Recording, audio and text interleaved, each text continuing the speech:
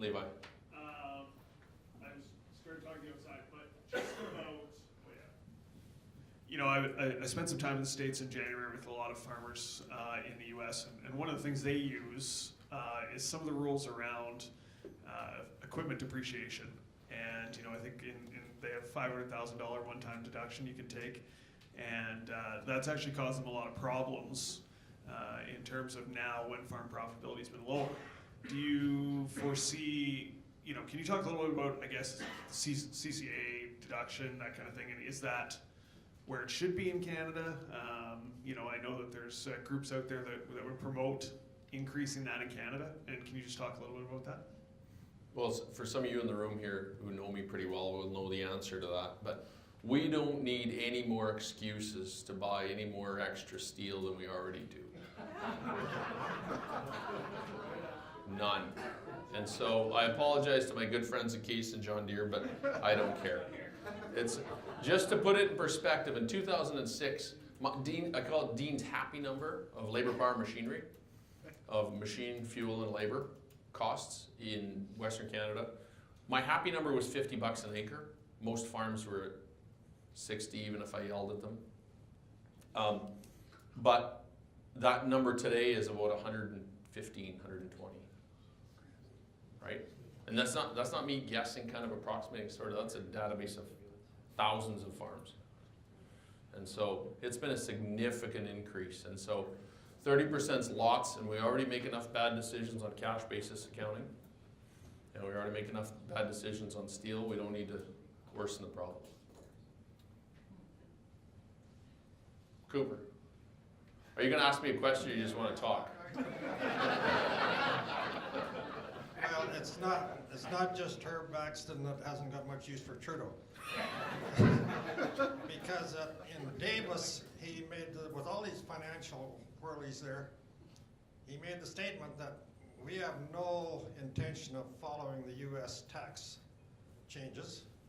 I wondered if you could just comment on where we are competitively if we don't at least pay attention to this. That's a great question, Coop. Here's what happened. Remember when I talked about how we used to mistreat big companies? And our definition of big companies was if they made profit over $200,000. That was where it was back in the day when I started accounting. Small business deduction was 20% tax rate on income up to 21% tax on income up to 200,000.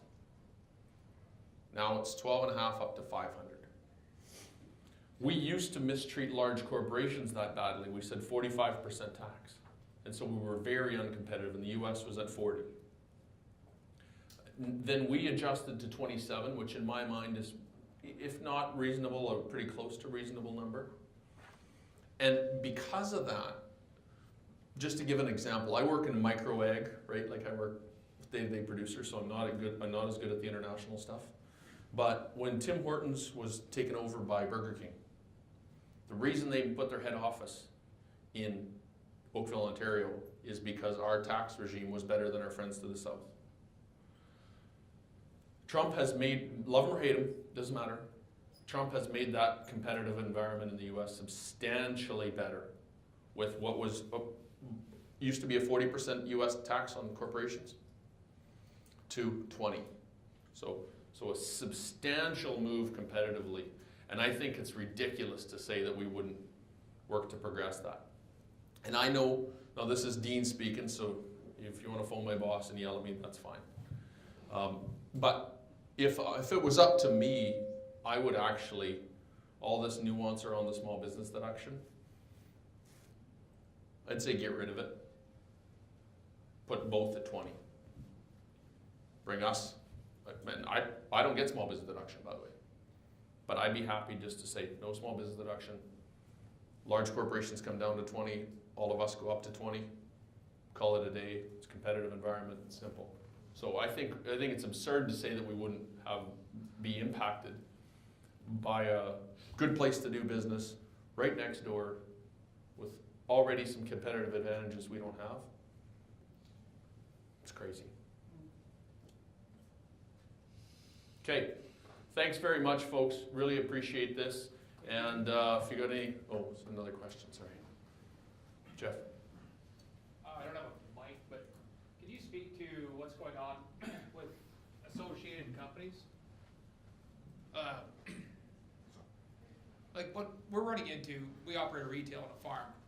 So if you do more than 10% of business with a company that's owned by the same people, you get taxed at a higher tax rate automatically. You lose your small business exemption on those dollars. You have to share it, yeah. Well, yeah, if you're a shareholder. And they're running into issues with, producer-owned grain terminals. If you have shares in a grain terminal and you're selling grain to that terminal, that's causing issues. There is exemptions made in Eastern Canada for like milk marketing boards and those types of cooperatives. In Western Canada, here we are, fighting it. Is there anything being done on that front, or it can be done, or where is it at federally? They did mean to catch you and your retailer. That was their intent. Well, just so you know, where that started was accountants, lawyers, and doctors. Right? My structure used to be one company, was a share partner in M&P, and I had a management company that I charged a management fee up to. So I didn't have to share the business deduction with 600 partners in M&P. And they said, we don't like that. So that's where they were aiming to get, and so they were catching, and they intended to catch you and your retail and have to share the small business deduction. They did not intend to catch the producer terminals like the Weyburn Inland Terminal used to be, Northwest Terminal, any of those. And there is progress, and we've got verbal that they don't want to tax those in that manner and make all the complexity around it. But nothing, the wheels are in motion, but they take a long time. So the terminal answer, yes, and the other one, no, they intended to do that. That's why I could see eventually this small business deduction just going away. I wouldn't see that being very far in the horizon. So, good question.